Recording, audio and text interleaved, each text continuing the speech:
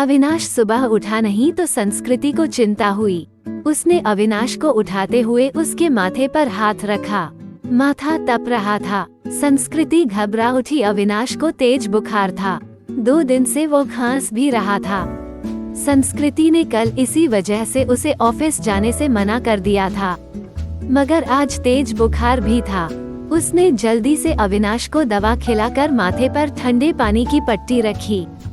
संस्कृति और अविनाश की शादी को अभी ज्यादा वक्त नहीं गुजरा था।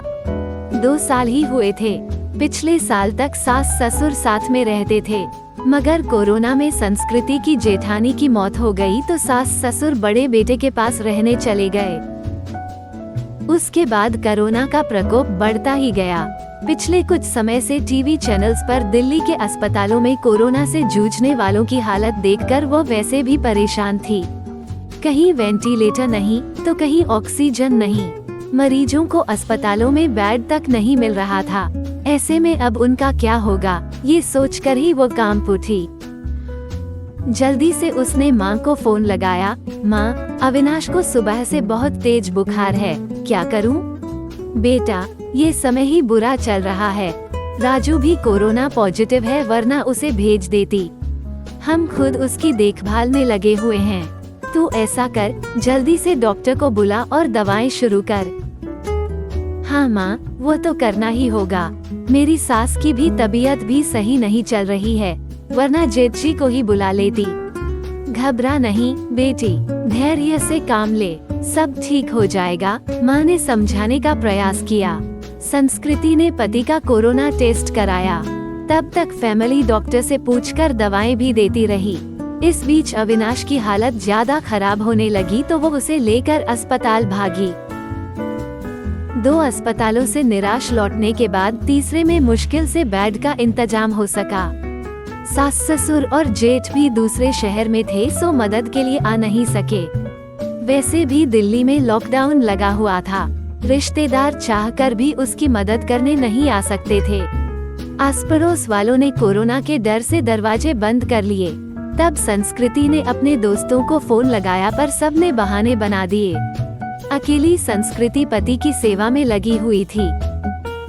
अस्पताल में मरीजों की लंबी कतारों और मौत के तांडव के बीच किसी तरह संस्कृति खुद को बचाते हुए पति के लिए दौड़ भाग करने में लग गई।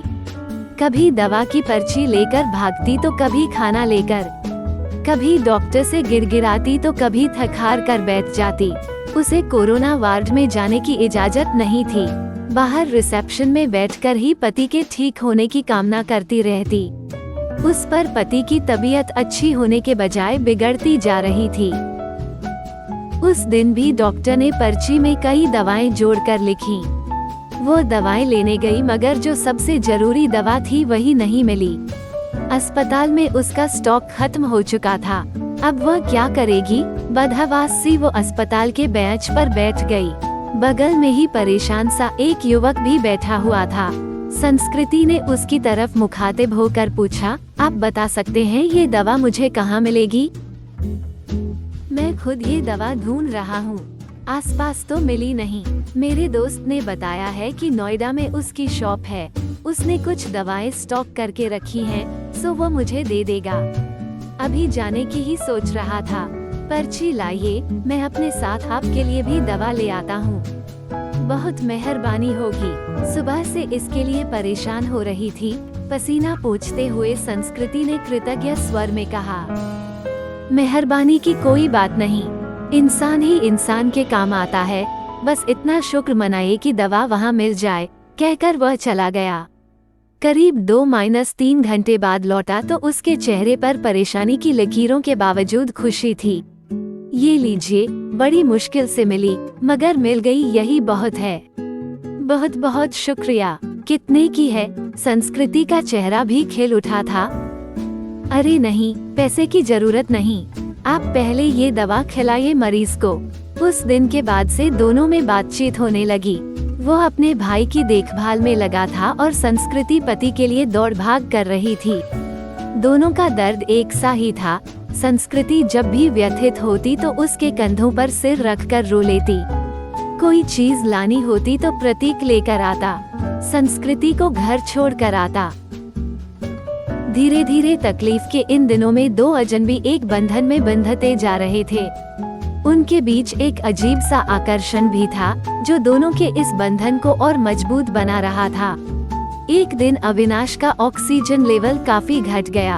अस्पताल में ऑक्सीजन सिलेंडर नहीं था। तब प्रतीक ने ये जिम्मेदारी अपने ऊपर ले ली। पूरे दिन कड़ी धूप और गर्मी में लाइन में लगकर आखिर वो ऑक्सीजन सिलेंडर लेकर ही लौटा था। उस दिन संस्कृति ने पूछा था, आप मेरे लिए इतना कुछ कर रहे हैं, इतना ख्याल रखते हैं, मगर क्यों? मैं तो आपकी कुछ भी नहीं लगती। फिर बताओ न, ऐसा क्यों कर रहे हो? पहली बात, हर क्यों का जवाब नहीं होता, और दूसरी बात, हम दोनों हमसफर नहीं हैं तो क्या हुआ, हमदर्द तो है ना। आपके दर्द को मैं बहुत अच्छे से महसूस कर सकता हूँ। आपकी तकलीफ देखकर मुझे दुख होता है। बस किसी भी तरह आपकी मदद करना चाहता हूँ। एक अनकहा सा मगर मजबूत साथ महसूस कर वो गमों के बीच भी मुस्कुरा उठी थी। धीरे धीरे अविनाश की तबीयत और भी बिगड़ गई और उसको वेंटिलेटर पर रखना पड़ा। अस्पताल में वेंटिलेटर्स की भी कमी थी। कई वेंटिलेटर्स खराब हो गए। बदहवास सी संस्कृति ने प्रतीक को फोन लगाया तो पता चला कि उसके भाई को भी कहीं और शिफ्ट करने की नौबत आ गई है। आप चिंता न करो संस्कृति जी, मैं अपने भाई को जिस अस्पताल में लेकर जा रहा हूँ, आपके पति को भी वहीं लेकर चलता हूँ। वहाँ वेंटिलेटर की सुविधा है और डॉक्टर्स भी अच्छे हैं। प्रतीक ने उसे ध्यान से बंधाया और फिर जल्दी ही शिफ्टिंग की सारी व्यवस्था करा दी। शाम में सब निबट गया तो प्रतीक का हाथ पकड़कर रुंधे गले से संस्कृति इतना ही कह सकी, आप नहीं होते तो पता नहीं क्या होता। मैं नहीं होता तो कोई और होता। अच्छे लोगों की मदद के लिए कोई ना कोई आ ही जाता है। ऐसा नहीं है प्रतीक जी, मैंने अपने दोस्तों, पड़ोसियों और परिचितों सबको देख लिया। इस कठिन समय में कोई भी मेरे साथ खड़ा नहीं। केवल आप हैं जिसे 4-6 दिन पहले तक मैं जानती भी नहीं थी। आज लगता है ऐसे आपके बिना रह ही नहीं सकती। उसकी बात सुनकर प्रतीक ने एक अलग ही नजर से संस्कृति की तरफ देखा और फिर मुस्कुरा कर चला गया। संस्कृति के दिल में अजीब सी बेचैनी होने लगी। वो सोचने लगी कि प्रतीक का साथ इस परेशानी के समय में भी कितना सुकून दे जाता है। अस्पताल में मरीजों के रिश्तेदारों की भागदौड़ और परेशानियों के बीच भी चंद लम्हे वो केवल प्रतीक के बारे में सोचती रह गई। इसी तरह 2-3 दिन और गुजरे। अविनाश की हालत काफी गंभीर थी। फिर एक दिन सुबह सुबह संस्कृति को सूचना मिली कि उसके पति की मृत्यु हो गई है। एक पल में संस्कृति को लगा जैसे वो अधूरी रह गई। उसका सब कुछ छिन गया है। प्रतीक ने जितना हो सका उसे धैर्य बंधाया। कोरोना की वजह से वो पति के शव को घर भी नहीं ला सकती थी। लॉकडाउन लगा हुआ था, घर वालों का आना भी कठिन था। ऐसे में उसे समझ नहीं आ रहा था कि पति को अंतिम विदाई कैसे दे। इस वक्त भी प्रतीक ही उसके काम आया।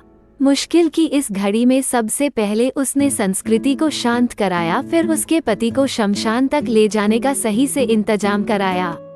संस्कृति के साथ वो शमशान तक गया, फिर संस्कृति को उसके घर छोड़ने आया। संस्कृति लगातार रो रही थी, उसके हाथ पैर कांप रहे थे। प्रतीक समझ रहा था कि उसकी तबीयत खराब है। वह अकेली है, सो अपने खाने पीने को लेकर लापरवाह रहेगी तो और तबीयत खराब होगी। तब प्रतीक ने हाथ पैर धोकर और कपड़े बदलकर उसकी रसोई में प्रवेश किया और सबसे पहले चाय बनाई। संस्कृति के साथ खुद भी बैठकर उसने चाय पी। प्रतीक उसके लिए अपनों से बढ़कर बन चुका था, मगर उसे पता नहीं था कि वह कहाँ रहता है, क्या जॉब करता है। बस एक फोन नंबर था। उसने फोन मिलाया तो नंबर बंद आ रहा था। संस्कृति घबरा उठी। वह प्रतीक से संपर्क करना चाहती थी, मगर ऐसा हो ना सका।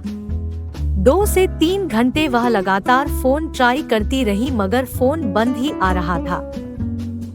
अब उससे रहा नहीं गया। कुछ सोचकर वह उसी अस्पताल में पहुंची जहां उसके पति और प्रतीक का भाई एडमिट थे। वह रिसेप्शन एरिया में घूम घूम कर प्रतीक को खोजने लगी, क्योंकि अक्सर दोनों वहीं बैठे होते थे। फिर वह उसे खोजती हुई कैंटीन में भी गई। हर तरफ चक्कर लगा लिया मगर प्रतीक कहीं नजर नहीं आ रहा था। दुखी स्वर में नर्स ने कहा, सॉरी बेबी, तुम्हारे पति को हम बचा नहीं पाए। जो लिखा था वह हो गया, पर यह बताओ अम्मा, आपको प्रतीक याद है जो अक्सर मेरे साथ होता था? उसके भाई का इलाज चल रहा था। हाँ बेबी, उसके भाई की भी तो मृत्यु हो गई। वह खुद भी एडमिट है। उसे भी कोरोना है और जानती हो बेबी, वह तेरे पति वाले बेड पर ही है, बेड नंबर 125। सच अम्मा, आप उसे पहचानती हो ना? हाँ बेबी, पहचानती हूँ। तेरी बहुत हेल्प करता था, पर अब उसकी हेल्प करने वाला कोई नहीं, अकेला है वह। मैं हूँ ना अम्मा। अब उसके लिए किसी भी चीज की जरूरत पड़े तो मुझे बताना। मैं उसके अटेंडेंट के रूप में अपना नाम लिखवा देती हूँ। ठीक है बेबी, मैं बताती हूँ तुझे। इसके बाद संस्कृति पूरे मन से प्रतीक की सेवा में लग गई। उसके लिए घर का खाना, फल, दवाएं वगैरह लेकर आना, उसकी हर जिम्मेदारी अपने ऊपर लेना, डॉक्टरों से उसकी तबीयत की हर वक्त जानकारी लेते रहना। जैसे काम वह पूरे उत्साह से कर रही थी। इस बीच प्रतीक की हालत बिगड़ी और उसे आईसीयू ले जाने की जरूरत पड़ गई। इसके लिए अस्पताल के क्लर्क ने उसके आगे एक फॉर्म बढ़ाया। उसमें मरीज के साथ क्या संबंध है यह लिखकर हस्ताक्षर करना था। संस्कृति कुछ पलों के लिए सोचती रही कि वह क्या लिखे। फिर उसने उस खाली जगह पर पत्नी लिखकर साइन कर दिया। क्लर्क को कागज थमाकर वह खुद में ही मुस्कुरा उठी। 2 से 3 दिन आईसीयू में रहकर प्रतीक की हालत में सुधार शुरू हुआ और उसे कोविड वार्ड में वापस शिफ्ट कर दिया गया। 7 से 8 दिनों तक लगातार सुधार होने और रिपोर्ट नेगेटिव आने के बाद उसे डिस्चार्ज भी कर दिया गया। इतने दिनों तक संस्कृति ने भी अपना खाना पीना और नींद भूलकर दिन रात प्रतीक की सेवा की थी। डिस्चार्ज वाले दिन वह बहुत खुश थी। उसने सीधा अपने घर के लिए कैब बुक किया और प्रतीक को अपने घर ले आई। प्रतीक ने टोका तो संस्कृति ने थोड़े शरारती अंदाज में जवाब दिया, मैंने फॉर्म में एक जगह यह लिखकर साइन किया है कि मैं तुम्हारी पत्नी हूँ और इसलिए अब मेरा और तुम्हारा घर अलग अलग नहीं बल्कि एक ही होगा। मगर संस्कृति लोग क्या कहेंगे? लोगों का क्या है प्रतीक, जब मुझे जरूरत थी तो क्या लोग मेरी मदद के लिए आगे आए थे? नहीं ना। उस वक्त तुमने मेरा साथ दिया। अब मेरी बारी है। इसमें गलत क्या है?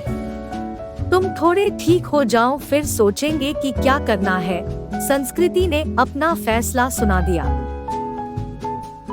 करीब 10 दिन संस्कृति ने जी भर कर प्रतीक का ख्याल रखा। हर तरह से उसकी सेहत पहले की तरह बनाने और खुश रखने का प्रयास करती रही। संस्कृति एक संयुक्त परिवार से संबंध रखती थी। ससुराल में धन संपत्ति की कमी नहीं थी। यह घर भी पति के बाद उसके नाम हो चुका था। पति ने उसके लिए काफी संपत्ति और गहने भी छोड़े थे। बस एक हमसफर की कमी थी जिसे प्रतीक पूरा कर सकता था। उस दिन शाम में संस्कृति ने प्रतीक के हाथों को थाम कर कहा, जो बात मैंने अनजाने ही उस फॉर्म में लिखा, क्या हम उसे हकीकत का रूप नहीं दे सकते? क्या मैं तुम्हें अपने हमदर्द के साथ साथ एक हमसफर के रूप में भी स्वीकार हूँ? मुझे लगता है संस्कृति की अब यह बात कहना फजूल है। मतलब यह कि तुम ऑलरेडी मेरी हमदर्द और हमसफर बन चुकी हो। हम हमेशा साथ रहेंगे। तुमसे बढ़कर कोई और मेरा ख्याल नहीं रख सकता, कहकर प्रतीक ने संस्कृति को गले से लगा लिया।